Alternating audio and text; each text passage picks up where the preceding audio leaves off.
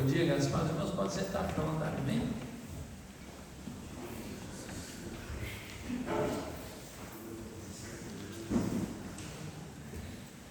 Estou gostando, meus irmãos.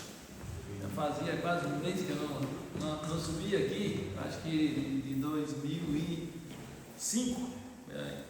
Foi a primeira vez que eu fiquei quase 30 dias sem pregar domingo. Em 2005 também eu tive essa oportunidade, lá foi mais tempo, foi uns 5 meses. Gostaria que os irmãos abrissem suas Bíblias em João 21. João 21, versículo 15 até o 19. Versículo 15 até o 19. 21. João 21. Fala da queda, fala da restauração, da renovação, daquele que foi o maior líder da igreja, né? Todas as listas de apóstolos você vai ver sempre Pedro em primeiro, né? E não é por acaso que as listas da Bíblia Pedro está em primeiro, porque no grego sempre que vinha a pessoa em primeiro é aquela de maior eminência, aquela de maior era maior vista, era maior autoridade, né? Então todas as listas da Bíblia dos apóstolos você vai ver que casualmente Pedro está em primeiro e Judas Iscariote está por último. Então você vai entender porque Judas estava por último também. E nós vamos ver que também de todos os apóstolos, e se você fizer uma leitura minuciosa sobre os evangelhos, você vai ver que Pedro, João e Tiago são aqueles apóstolos que faziam parte do ciclo íntimo de Jesus, passavam mais tempo com ele, e Jesus tinha mais intimidade com eles, né? E esse texto aqui nos fala da renovação, da restauração, daquele que nem se pensava que poderia cair, que poderia desertar a fé, que poderia negar o nosso mestre, né? E talvez você pense assim: pá, pastor, aquele irmão era uma bênção, aquele moço pregava a palavra, aquele homem fazia até programa, hoje está afastado. Meus irmãos, em toda a Bíblia nós não vamos ver ninguém que não teve um período de dúvidas, um período de náufrago, um período em que a sua fé estava baixa. Em toda a Bíblia você vai ver Abraão, e não é por acaso que Deus o chama lá em Gênesis capítulo 12, e Deus vai reafirmar a fé de Abraão no capítulo 15, no capítulo 18, no capítulo 20, e várias vezes Abraão pensa em desistir, Abraão chega a mentir, né, para entrar no Egito, dizendo que a sua esposa era sua irmã. Nós vamos ver que Moisés, na sua caminhada, ele mata um egípcio, né? Depois fica 40 anos no deserto.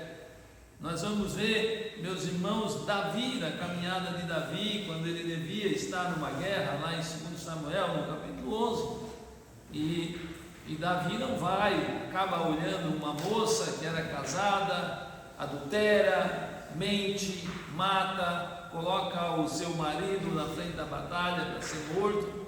Então a nossa caminhada, o nosso trajeto para o céu, para a glória, é feito desses momentos de dúvidas, desses momentos de náufragos, desses momentos desertos, desses momentos que talvez você pense que não é normal, mas são momentos, meus irmãos, que fazem parte do amadurecimento cristão.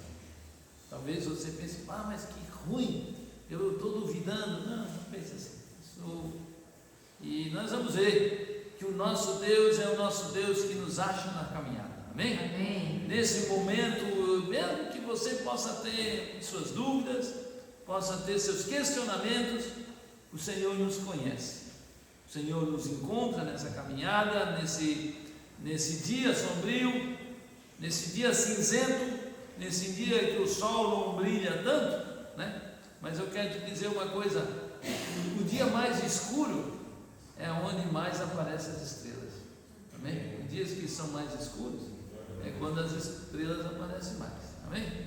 Pode ficar tranquilo que nesse dia cinzento tu ainda vai ver, Pedro viu, Elias viu, Moisés viu, os irmãos de José viram, e nós vamos ver também. Ele é o mesmo.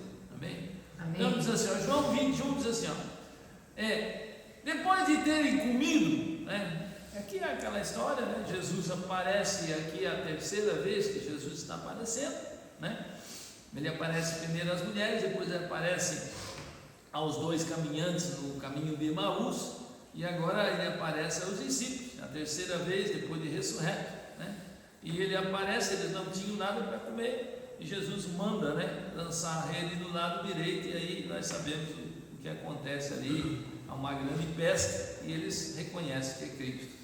Depois de terem comido, Jesus perguntou a Simão Pedro: Simão, filho de João, tu ama-me mais do que os outros? Né? Ele teria dito, né, que se ainda que ninguém, se todos o desertassem, se todos o negassem, ele não negaria, né? Ele era autossuficiente, ele respondeu: Senhor, tu sabes que te amo. Tornou a perguntar pela segunda vez: Simão, filho de João, tu me amas? E ele respondeu: Senhor, tu sabes que te amo. E disse Jesus: pastoreia a minhas ovelhas, né?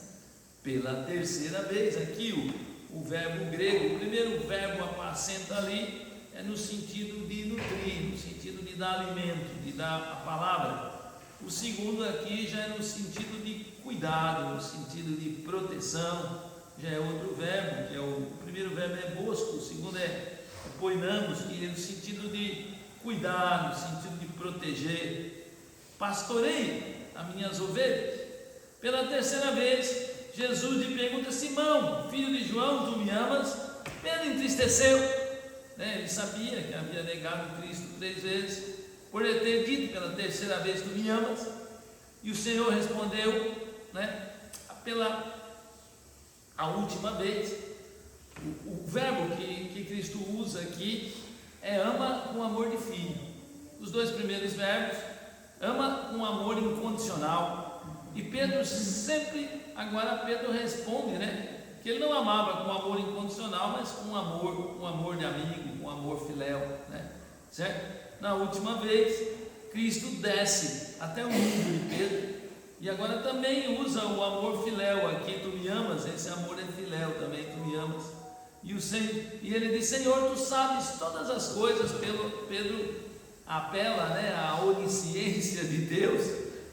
Talvez Pedro está dizendo: tu sabe quem que eu sou, tu sabe da minha raça, tu sabe o barro que eu sou formado, tu sabe o que eu fiz, tu conhece toda a minha história. Senhor, tu sabes tudo, tu sabes que eu te amo. E Jesus diz: apacenta minhas ovelhas. Jesus, além de renovar ele, Jesus, além de restaurar ele, ainda redireciona ele para a obra, né? Jesus faz muito mais do que ele merece. Jesus sempre nos surpreende. Aí ele diz: em verdade te digo, quando tu era mais jovem, quando tu não era tão experiente, tu te cingirias a ti mesmo, ou seja, tu farias o que queria, tu era mais altivo, tu era mais autossuficiente, andavas por onde querias, decidia como querias. Agora, quando tu for mais maduro, estenderás as mãos ao outro e outro te cingirá. Ele fala que quanto mais o cidadão se aproxima de Deus, mais ele é submisso àquilo que Deus fará na vida dele, será mais levado pela vontade de Deus. E outro te cingirá e te levará para onde não queres. Disse isso até para significar com que gênero de morte Pedro haveria de glorificar a Deus. Depois de assim falar, acrescentou: segue-me. Vamos orar então, os irmãos, baixem a cabeça. Pai amado, Pai querido, nós estamos diante da Tua santa presença. Pedimos, Pai, que o Teu Santo Espírito esteja nesse lugar. Precisamos, Senhor, que o Teu Espírito Santo esclareça, que Ele possa falar. Nós cremos, Pai, que servimos a um Deus vivo. Nós cremos, Pai, que Tu fala através do Teu Espírito. A Tua palavra nos diz que Tu estaria conosco até a consumação dos séculos. E a Tua palavra nos diz que quando uma ou mais pessoas estivessem ali, Tu estaria no meio. Cremos que Tu estás aqui, Pai, que o Teu Espírito Santo já está aqui desde que abrimos essa porta aqui. Abre o nosso entendimento, Pai, que nessa manhã, Pai, o Teu Espírito possa nos consolar, possa nos confortar, possa nos dar entendimento ao que Tu quer falar, e que em tudo, Pai, Tu possa ser glorificado nesse lugar. Que em tudo nós possamos estar mais próximos da Tua vontade para as nossas vidas, Pai. E a nossa oração em nome de Jesus. Amém, meus irmãos? Amém. Meus irmãos, a caminhada cristã então é assim. Ela é feita de altos e baixos, ela é feita de dúvidas, ela é feita de certezas, ela é feita de montes altos e de descidas íngremes. Essa é a caminhada cristã. E sempre que você vê alguém que parou na fé, tenha misericórdia dele. Traga ele para mais perto. Ore por ele, não julgue ele. Não afaste ele. Satanás afastou ele. Você não precisa fazer isso. Você, como cristão, use de misericórdia, né? Você viu aqui se Jesus, se seu Pedro, tu era o principal, Pedro. Eu botava toda a minha esperança em ti, Pedro. Tu era o cara, tu era o líder. Vocês viram Jesus fazer isso, Pedro? Vocês viram Jesus questionar a sua queda, questionar a sua negação? Não, meus irmãos, né? Jesus o atrai com a mesma forma que ele atraiu quando nós éramos pecadores. Jesus atraiu com amor incondicional. Pedro, tu me amas?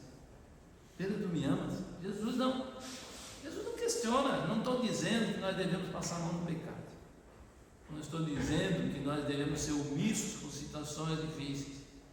Mas, meus irmãos, o pai da parábola do filho pródigo esperava ele ansioso. Aquele filho não tinha feito nada de bom. Aquele filho dissipou toda a fortuna do pai.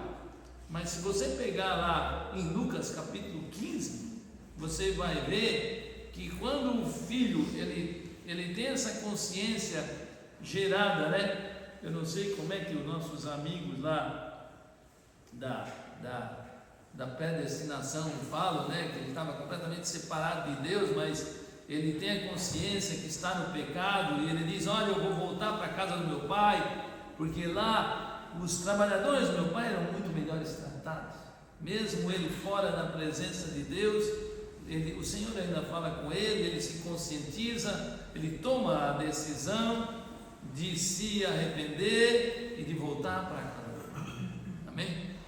Então, meus irmãos, e a Bíblia nos diz lá em Lucas 15 que não era normal naquela cultura, mesmo, principalmente depois. Primeiro, não era normal jamais um filho mais novo levar a fortuna primeiro, levar a herança primeiro.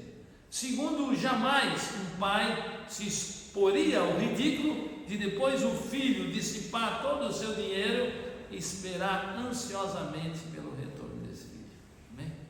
Então, em tudo, meus irmãos, nós vimos que o que vai trazer as pessoas de fora, o que vai cobrir os nossos momentos de incerteza, o que vai nos levar nessas noites escuras é a presença do Senhor e o amor incondicional dele sobre as nossas vidas.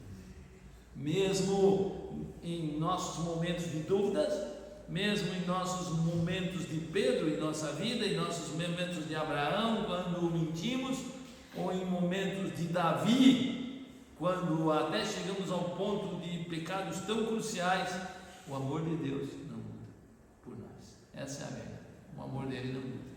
Essa é a realidade. E é isso que nós vamos ver passagens aqui, meus irmãos, para nós entendermos como Deus renova, como Deus opera na vida de pessoas que às vezes estão desistindo, pessoas que fizeram coisas terríveis.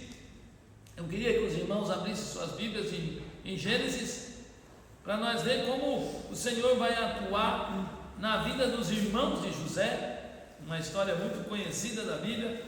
Eu gostaria que os irmãos abrissem suas Bíblias em Gênesis 37:11. Nós vamos ver aqui que na família de José, os irmãos tinham ciúme dele. Isso não acontece na família, né?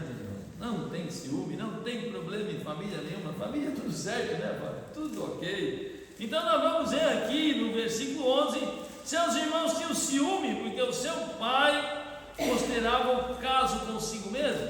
Lá no versículo 20, a Bíblia diz que eles planejam matar o irmão. Vinde pois agora, aí as pessoas dizem, o mundo está pior, não sei o que lá, o mundo sempre foi mundo, o pecado sempre esteve no coração do homem. Olha aqui, olha, vinde pois, isso aqui é na família dos patriarcas, isso aqui é na família do fundador da nação de Israel, daquele que leva as 70 pessoas e depois Israel, né, vai ser fundada, né, então, olha aqui, vinde agora, matamos ele, largamos ele numa cisterna e diremos que um animal o comeu e vejamos isso aí é o que os irmãos dele pensavam sobre a vida dele. Lá no versículo 24, eles lançam o José numa cisterna, aí, por Jesus cidência, a cisterna está sem água, né? No versículo 27 e 28, o irmão deles mais velho tem um pouquinho de misericórdia deles, né? Certo? E aí resolve, né? Não vamos deixar ele morrer, não. Então vamos vender ele, Então vinde, vendemos ele para os mercadores ismaelitas, né? Para que não ponhamos sobre ele a mão, pois é nosso irmão. Os seus irmãos concordaram, e passando os mercadores midianitas, versículo 27, os irmãos venderam. Você pega a história de José, depois você vai ver, José é levado, né? Eu vou resumir aqui, para a casa de Potifar. Chega lá na casa de Potifar, aquela mulher de Potifar, que era uma mulher bonita, por 40 dias o tenta diariamente, ele não cai, ele diz, pecaria eu contra Deus, né? José nos mostra, né, esse negócio que as pessoas dizem, o meio vai contaminar a pessoa. O meio só evidencia o que tem no coração da pessoa, o meio só mostra que o coração da pessoa já é podre, porque José foi lá no meio. José é tentado todos os dias, e quando aquela mulher se lança sobre ele, diz, por acaso eu trairia o meu Deus? Por acaso eu pecaria contra o meu Deus? Né? Daniel vai lá no Egito, e Daniel assenta no seu coração não se contaminar com as iguarias lá na Babilônia, não é o Egito, né? O meio, meus irmãos, não contamina quem tem Jesus no coração. Quem está firme com Jesus vai lá no meio e mostra a diferença daquele que serve e aquele que não serve. Amém? Certo? E nós vamos ver que posteriormente nós vamos ver que esse cidadão ele é levado, né, lá para a casa de Potifar, depois de maneira falsa ele é acusado de algo que não fez, é levado para a prisão. Em todos os lugares o Senhor era com ele, em todos os lugares.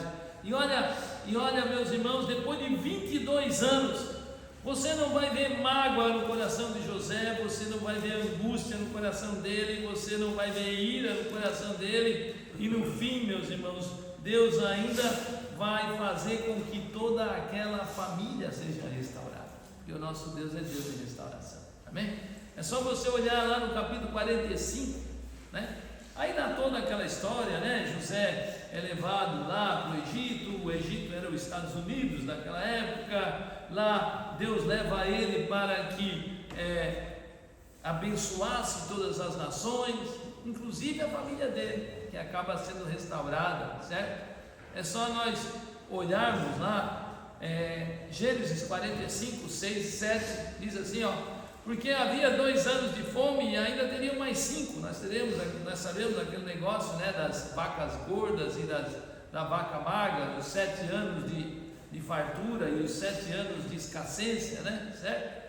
De falta de alimento, certo? E ainda restavam 5 anos que não haverá lavoura e nem colheita. E Deus me enviou, aqui fala do encontro, né, onde os irmãos vão lá para se encontrar com José. E Deus me enviou adiante de vós para conservar a vossa sucessão na terra, para vos preservar e para dar um grande livramento. E lá no versículo 14 e 15, meus irmãos, né?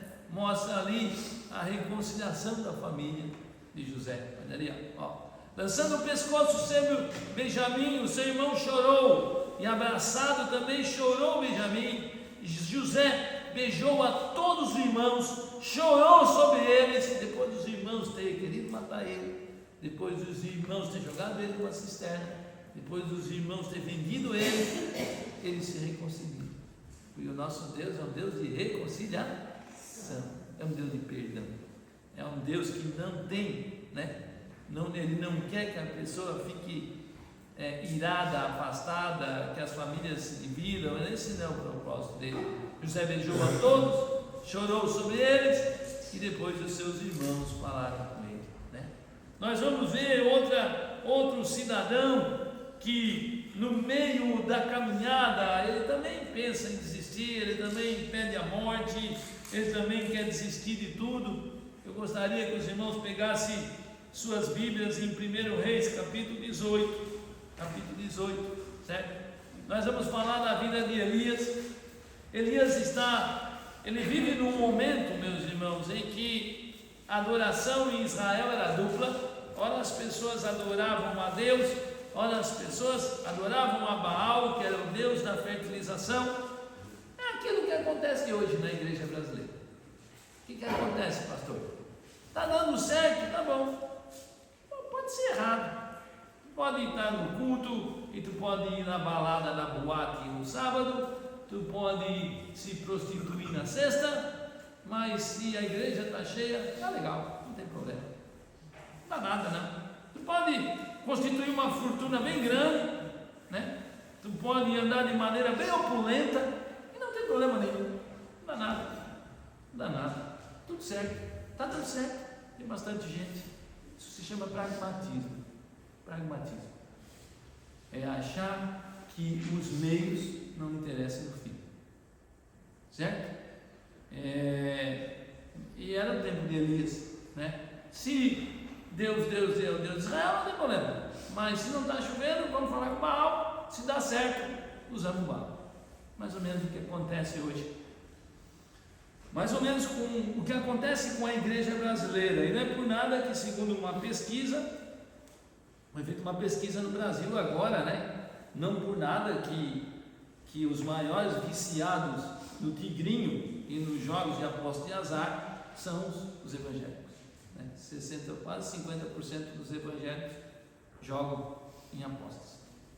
E não é por nada também que foi feita uma pesquisa há pouco tempo e quase 75% dos cristãos evangélicos no Brasil disseram que não estão crescendo espiritualmente. Isso é assustador, né? E não por nada também, uma pesquisa após o Covid nos mostra que a média de cultos que o brasileiro vai é 2 cultos por mês. 2 cultos, né? 2 cultos. Provavelmente nesses outros 28 dias ele ora bastante, lê bastante a Bíblia em casa, deve ter uma disciplina muito boa, né?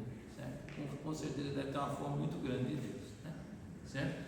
Essa é a verdade. Talvez eu emprestei um livro aqui para Ana, né? Se chama O Homem do Céu. Alguém já ouviu falar desse livro? O Homem do Céu fala da história de um cidadão cristão na China. E lá nesse livro ele fala que os cultos na China levavam de 4 a 6 horas, porque as pessoas têm fome e sede de Deus e da sua palavra. Ele não leva 1 hora, 1 hora e meia como nós, eles ficam 4, 5, 6 horas na presença de Deus, porque eles têm sede, né, e fome da presença de Deus. Elias vive nessa época que nós estamos vivendo hoje, né, onde os nossos evangélicos dizem que defendem a família e apoiam um aborto que dá uma injeção na criança que nem cachorro nem animal está proibida hoje. E aí o cara se candidata a ministro do Supremo e diz que defende a família, né? E apoia a injeção letal de aborto de criança que vai direto no coração e que nem animais e no conselho de animais foi proibido.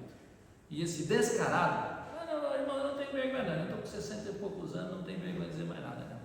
Ainda diz que apoia a família, né? Nós estamos aí em anos eletivos, cuide bem quem é que você vai votar, né? Eu essa semana tive assim a tristeza de olhar um pouco o que está acontecendo nas nossas faculdades federais. Meus irmãos, é desolador, é muito triste o que está ensinando para o nosso jovem hoje, muito triste, muito. Nós como cristãos precisamos se posicionar, nós somos embaixadores de Cristo, nós defendemos Cristo, nós somos porta-vozes dele, e nós não podemos se acomodar com tudo que está acontecendo, amém? Precisamos dizer o que o nosso Cristo fez na nossa vida. Elias foi um desses. Elias não se acomodou com essas incertezas, com essas trocas de adoração, com essa apostasia, com essa adoração dupla, com essa adoração que não muda nada. Elias se incomodou com tudo isso. E na época de Elias, a situação era tão terrível, meus irmãos, que a mulher do rei, Acabe, né? Sempre que a política se mistura com o interesse, ela dá problema, certo? E nós vamos lá ver em 1 Reis capítulo 18, versículo 2, certo? Que a fome era extrema, certo? Em Israel, certo? Em Samaria, certo? E a mulher do rei, que era Jezabel, que o rei casou com uma mulher pagã por interesse, certo? Ela matava todos os profetas, ela acabava com o culto a Deus, certo? E a Bíblia diz aqui que houve um homem de Deus, né, que começou a esconder os profetas, começou a colocar eles numa cova e sustentar eles com pão para que eles não fossem exterminados, que era Obadias. Certo? A Bíblia vai dizer, meus irmãos, que esse rei Acabe, né, que não é diferente daquilo que nós temos no Brasil hoje, porque esse governo que temos aí, a primeira coisa que ele fez, ele botou a matriz de Umbanda, de terreiro, como religião oficial. Em algumas escolas nossas hoje se dá esse tipo de coisa como coisa certa, certo? Só para nós entendermos o que está acontecendo no nosso país hoje, certo?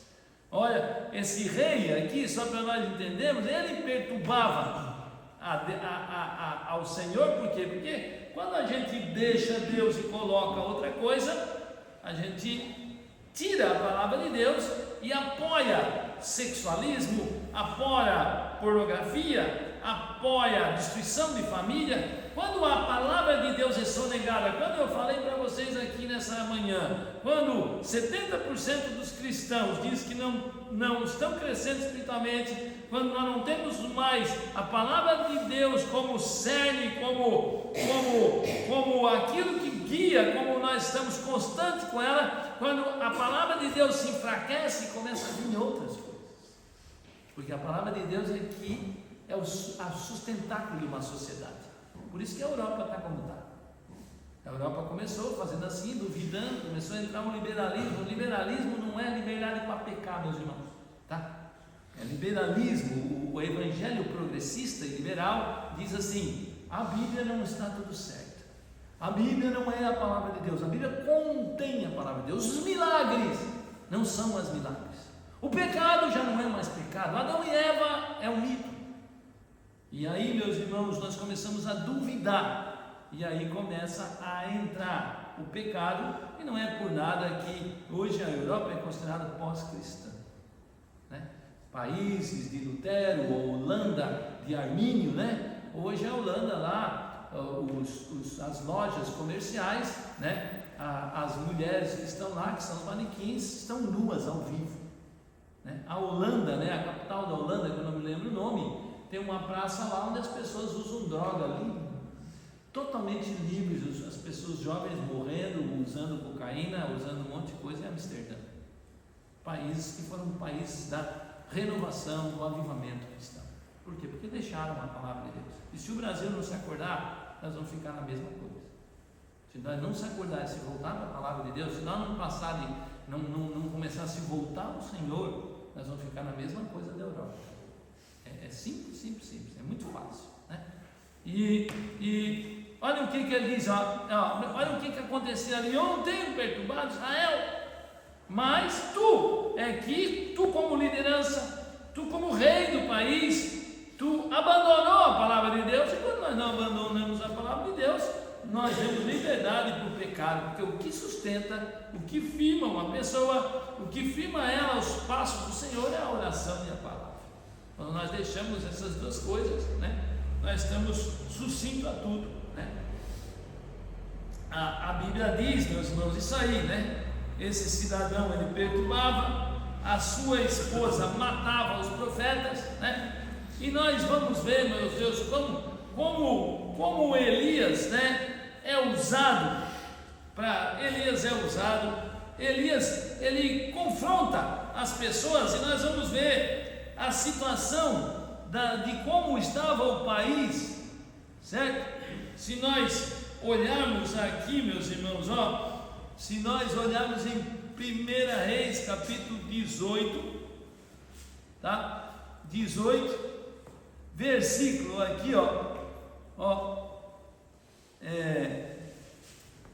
versículo 21, nós vamos ver como o povo, ele estava nessa situação que muitas vezes o Brasil também está, né?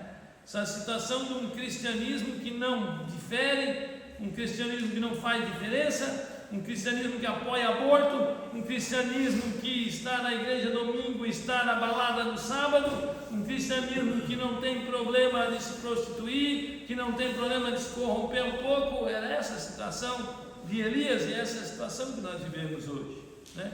Lá em 1 Reis, capítulo 18, Elias se chega a todo o povo e diz: até quando se inclinarei entre dois pensamentos?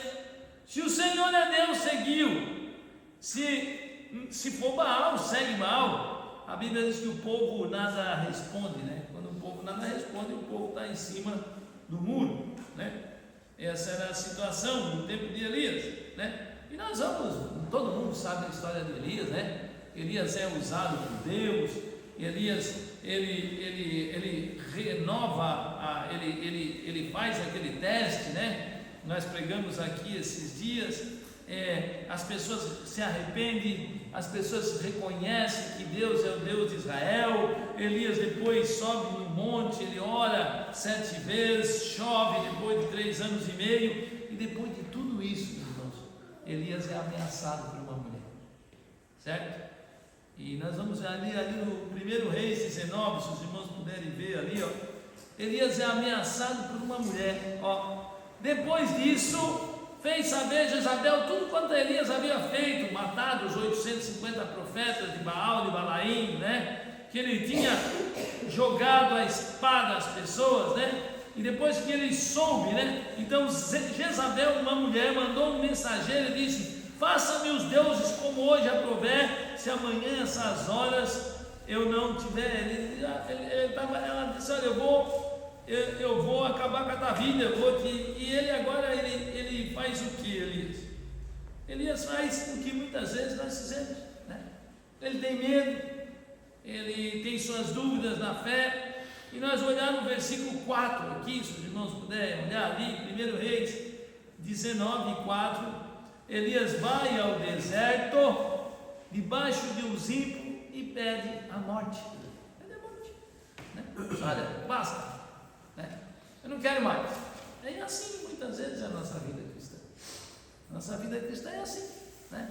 E Deus não diz para Elias: Elias, meu Deus do céu, tu viu fogo cair do céu, tu foi sustentado por um corvo, eu te dei água quando não tinha água em nenhum lugar do mundo, eu usei uma viúva miserável para te sustentar, eu fiz tanto. Não, você não vê nada disso na vida dele. Deus não faz isso.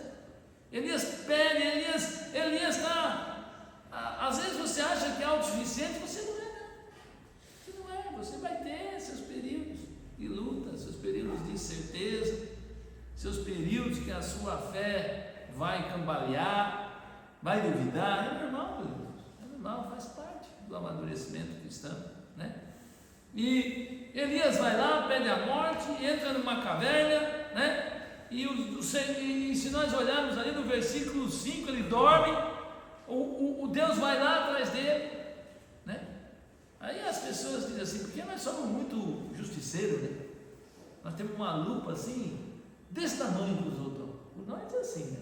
Os outros assim, né? Nós podíamos dizer, mas o cara era uma benção. Mas o Elias sai fogo do céu. Como é que ele fez isso? Não, Deus não fez nada disso. Deus foi ali, né? Deus foi ali, assistiu ele, né? Deu um pão para ele, disse, a caminhada vai ser longa, né? Foi um café celestial ali, né? Renova as energias desse homem, né? Olha, deitou, dormiu, certo? Quando ele viu na cabeceira, havia um pão cozido sobre, ainda o pão nem frio estava, nem colorado estava, o pão quente ainda, entendeu? Olha como Deus é detalhista, olha como Ele cuida do detalhe da nossa vida, né? Um pão com brasa e uma botija de água, e com esse pão ele caminha 300 quilômetros, 40 dias e 40 noites, certo? E depois Elias vai lá, entra na caverna de novo. Olha ali, é só olhar ali, ó, pela segunda vez ele levanta, come, tá? E lá no versículo 9, depois de fazer essa caminhada, depois de ver Deus sustentar ele, depois de ver Deus levantar ele, depois de ver Deus saciar a sede dele, ele vai lá e entra na caverna de novo, né? Entra na caverna de novo, né? E está cheio de razão ainda. Olha lá no versículo 10, olha, eu tenho sido muito zeloso contigo, as pessoas deixaram a tua aliança, deixaram os teus altares. Olha, é como ele dissesse assim, a minha fé é mais alta. Olha, eu estou melhor, né? Está melhor entrando na caverna, pedindo para morrer, né? E, meus irmãos, Deus nos tem maneiras de nos encontrar nesses picos da nossa vida, nesses momentos que a nossa fé, ela muitas vezes não está tão boa. Deus sabe como nos achar, Deus sabe como nos animar, e Deus sabe como nos trazer de volta, né? Em nenhum momento, né? Em nenhum momento há questionamento sobre a deserdação de Elias, o pedido dele de morte, ou quando ele diz que ele está sendo melhor para Deus, ele está colocando em dúvida Deus. Ele está dizendo que Deus não foi tão justo com ele, porque se ele é zeloso, se ele é melhor, então quem falhou com ele foi Deus, né? Então, quando nós murmuramos, nós questionamos o caráter de Deus. Quando murmuramos, nós estamos dizendo que Deus está sendo injusto e não é justo. Ele está dizendo, eu estou sendo zeloso, eu nada. O homem não pode receber nada de bom se do céu não vier. Amém? Tudo que somos, tudo que temos é de Deus. Tudo que precisamos está nele. Tudo é dele, tudo é para ele, tudo é para a glória dele. Nós somos um pobre miserável que precisamos continuamente, diariamente, da graça de Deus todos os dias da nossa vida. Todos os dias. Se estamos aqui, porque a graça de Deus e a sua misericórdia nos levantou de novo, né? Então, nós vamos ver, meus irmãos, que todo cristão tem esses estágios de frustração, de tristeza, como Davi teve, como Elias teve, como todos tiveram, né? E nós não vamos ver nenhum questionamento de Deus na vida de Elias. E com Pedro, pode voltar para o texto do Pedro lá. Com Pedro não é diferente, né? O Senhor não chega para Pedro, né? Olha o que Pedro falou para Jesus. Olha ali, pega aí João 13:37, por favor. Olha o que Pedro falou pouco antes, apesar de Jesus ainda dizer para ele, Pedro, olha aqui, ó, João 13:37. Replicou Pedro, Senhor, por que não posso ir contigo agora? Por ti darei a própria vida. Mentira, não vai dar nada, não vai dar nada. E Jesus já tinha dito para ele, ó, darás a vida por mim? Em verdade te digo que jamais cantará o galo antes que me negue 3 vezes. E Pedro e Jesus já tinha, né? Mas a altivez, a autossuficiência, a religiosidade de Pedro não tinha deixado ele ser mais humilde. Às vezes a nossa religiosidade, às vezes a nossa autojustiça, meus irmãos, é um atrapalho para Deus agir na nossa vida. Às vezes Deus tem que quebrar nós bastante, para a gente ver o quanto nós somos ruins e quanto dependemos de Deus. Essa é a realidade, né? Olha o que Pedro diz lá em Mateus 26, 37. Quer ver uma coisa? Mateus 26 e 37. Pedro vai dizer assim, ó. Mateus 26 e 37. Ó.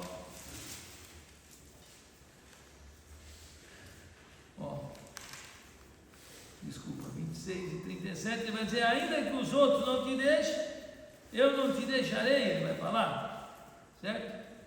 Ó, olha aqui, ó, 35, desculpa. Ainda que me seja necessário morrer contigo, de nenhum modo te negarei. E todos os discípulos disseram a mesma coisa.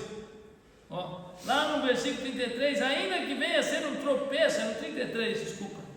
Ainda que seja um tropeço para todos, nunca serás para mim.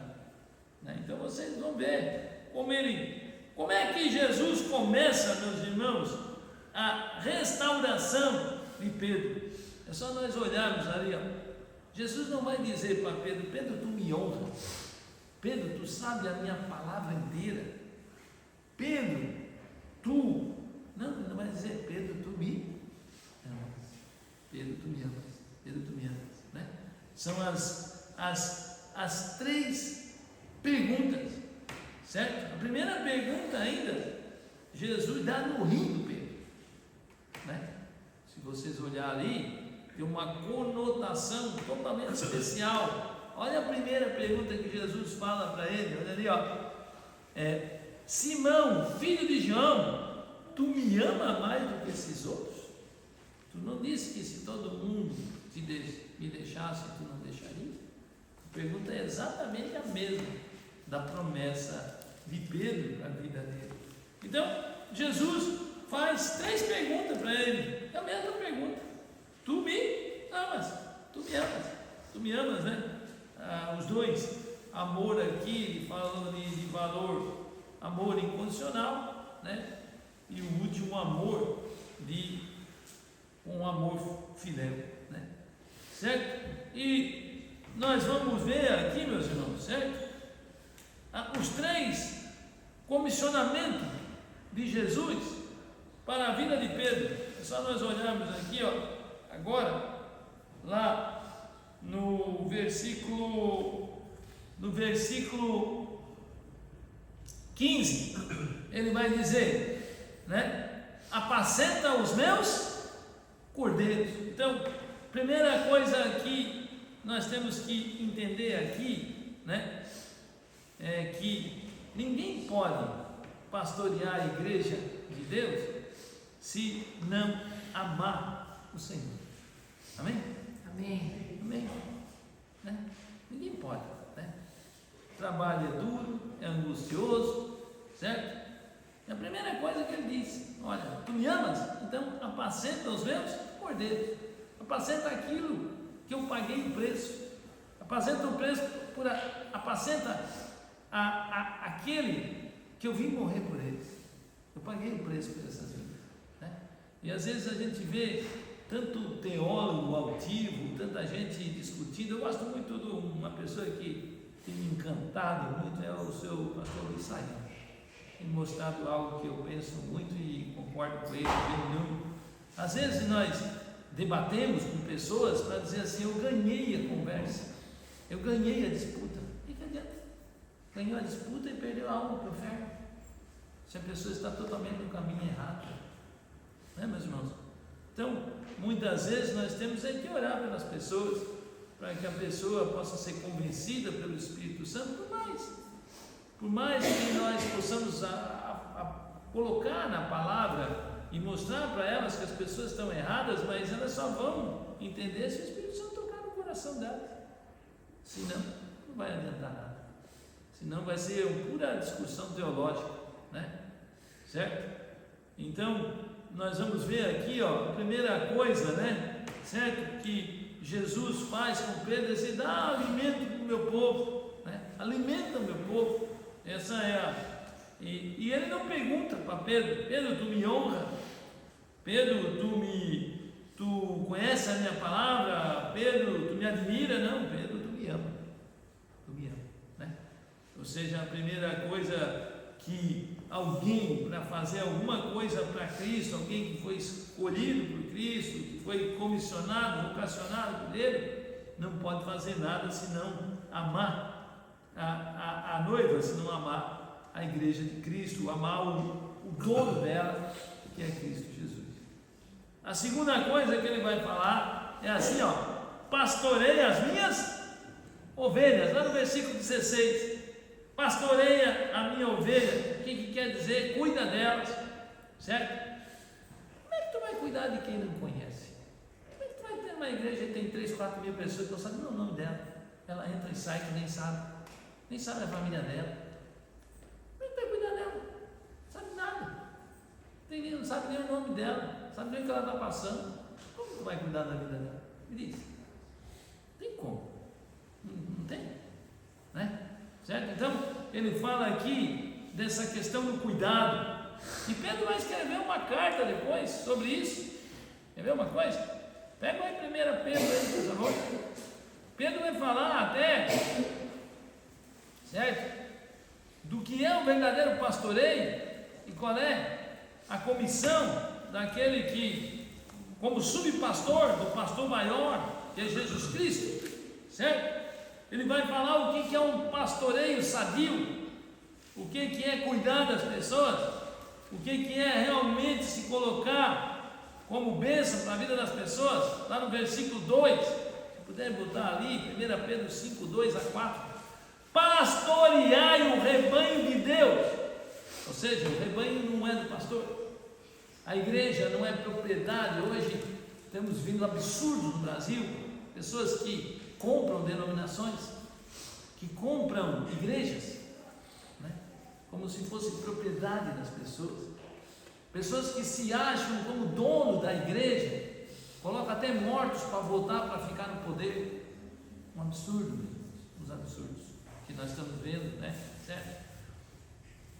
Está comprando o que não é seu, está se colocando com direito daquilo que ele não fez. Ele não morreu pelas pessoas, ele não pagou o preço. A igreja é do noivo, e o noivo é que comprou o seu sangue.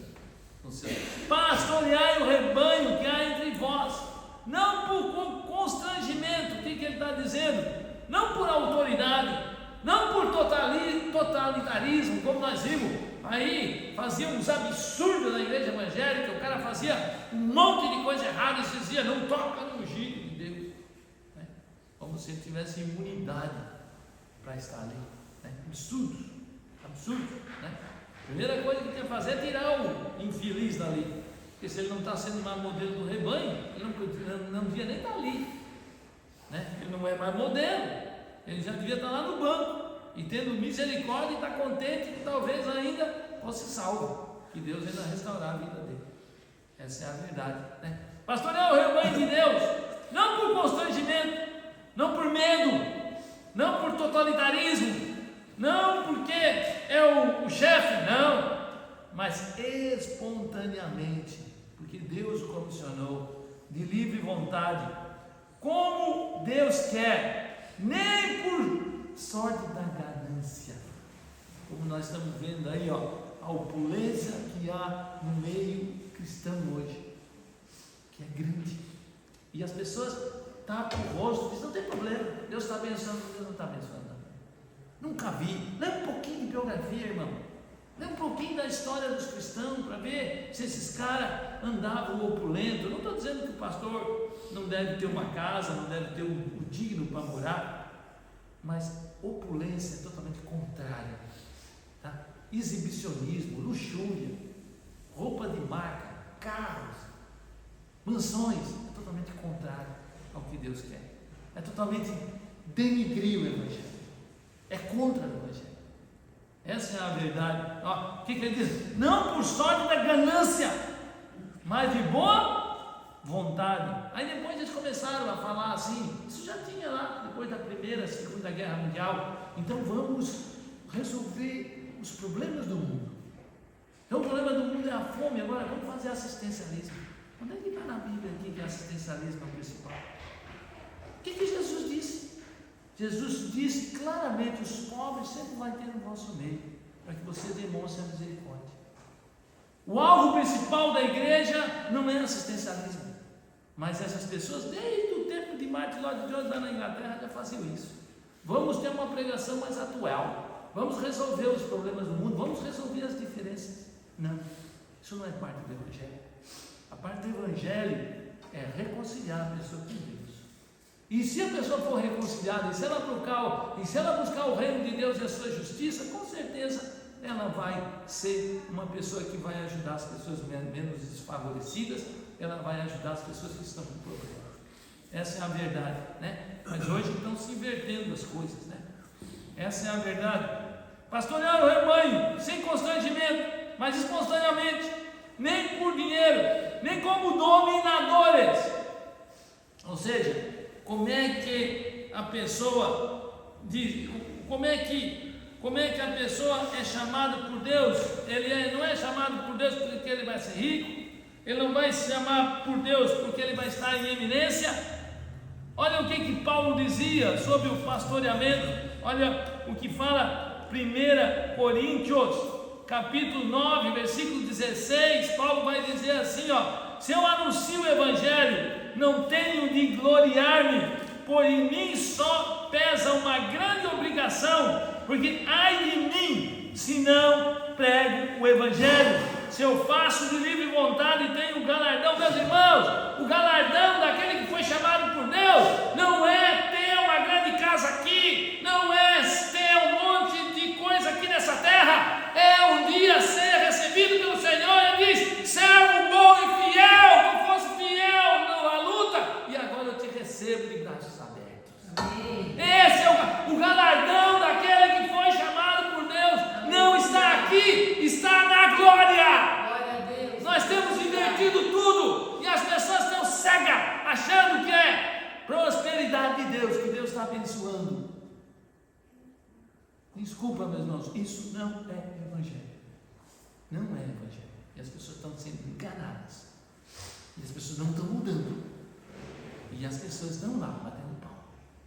Essa é a realidade. Olha o que Paulo fala lá em 2 Coríntios, né? Como é que eu vou me importar com pessoas que eu não conheço? Como é que eu vou me importar com gente que eu nem vejo? Que é um número? Linguística, sistema de marketing de rede. Os líderes hoje não sabem a Bíblia. Enche igreja. E as pessoas nem sabem por que estão ali. Esse dia eu falei com um cidadão que estava sendo batizado numa igreja. Eu disse: que legal! Pá, o cara se batizou. Aí o cara chegou para mim: não conta para a minha família. Deus me livre de saber que eu estou se batizando. Que é isso? Que evangelho é esse? Que tem vergonha de dizer que está se batizando? Isso não é evangelho, meus irmãos. Não entendeu nada. Essa é a verdade. 2 Coríntios capítulo 11, versículo 28 e 29. Olha aqui, ó, o que Paulo diz, né? Falando de um homem que é chamado por Deus, de um homem que sofre pela igreja. Tu acha que ele diz assim, ó: olha, além das coisas exteriores, ou seja, todo mundo, né? Pessoa que foi chamada por Deus, ele tem problema de saúde, tem problema de dinheiro, tem problema de família. Ele não é um extraterrestre, ele é um cara como todo membro da igreja, né? Eles acham às vezes que o pastor é o super espiritual. Não, ele sofre tudo que as pessoas sofrem, né? Aí ele diz assim, ó: além dessas coisas que ele sofre, o que pesa sobre mim, Paulo diz, o peso que vem sobre a minha vida é a preocupação que eu tenho com as igrejas. Ele diz assim, ó: quem enfraquece, por isso que aí não fica triste quando a gente vê a pessoa faz 2 meses não aparece mais, tu liga para ela, não aparece. Tu vê pessoas que muitas vezes davam estudo bíblico, hoje estão totalmente fora da presença de Deus, ou pessoas que vão em lugares que a gente sabe que a palavra de Deus não é pregada de maneira bíblica. Ele vai dizer: quem enfraquece, que eu não enfraqueça.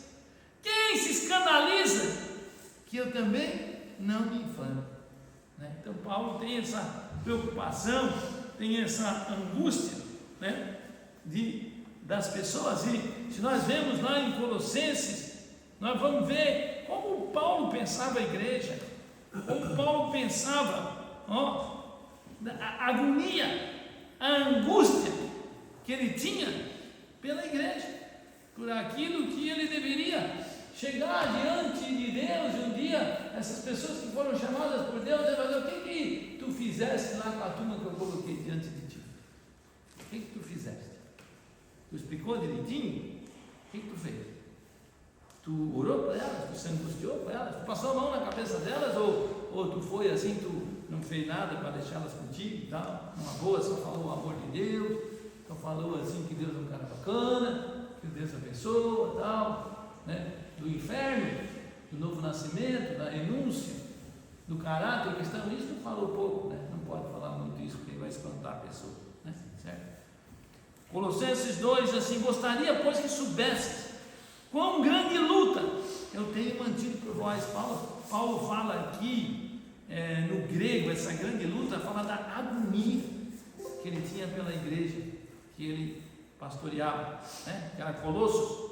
Que grande luta eu tenho mantido por vós, pelos laodicenses.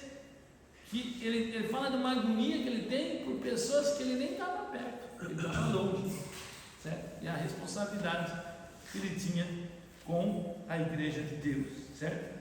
Por último, então, meus irmãos, para nós acabarmos, né? João, o Jesus vai falar, certo?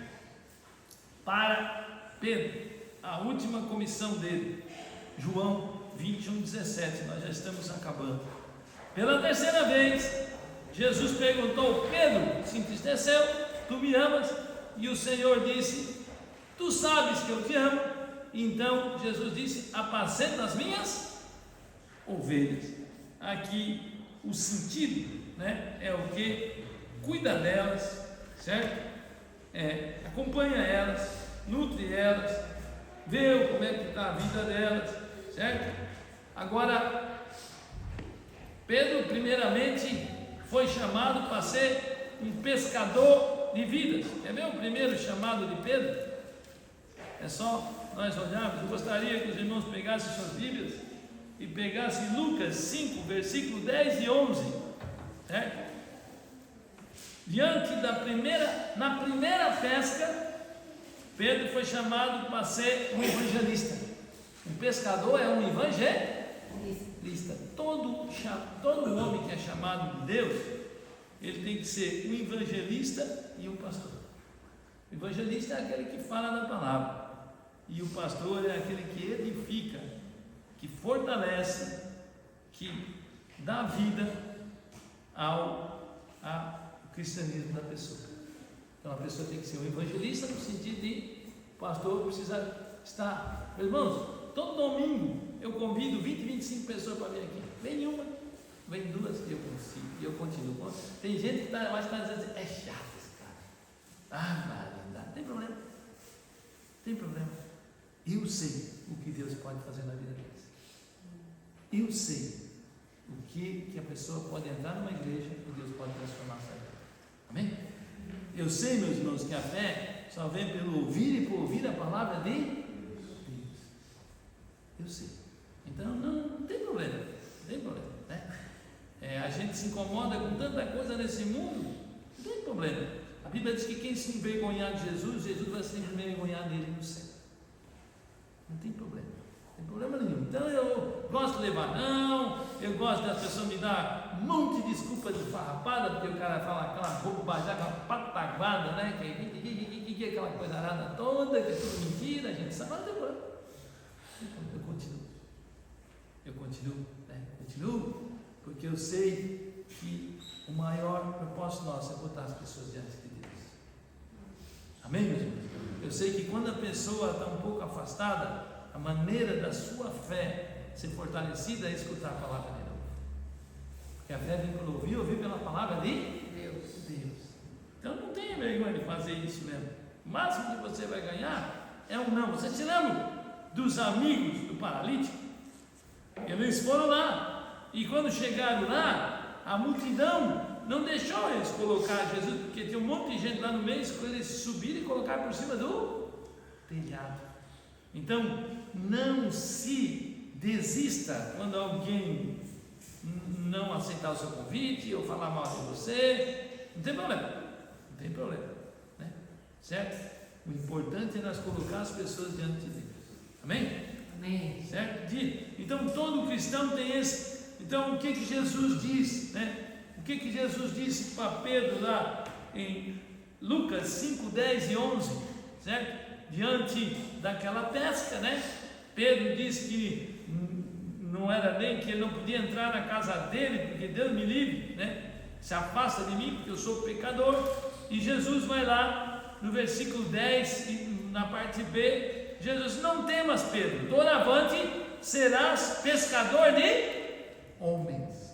Então aqui começa a comissão de Pedro. Aqui é a parte do evangelista, pescador. Todos nós somos pescadores de homens.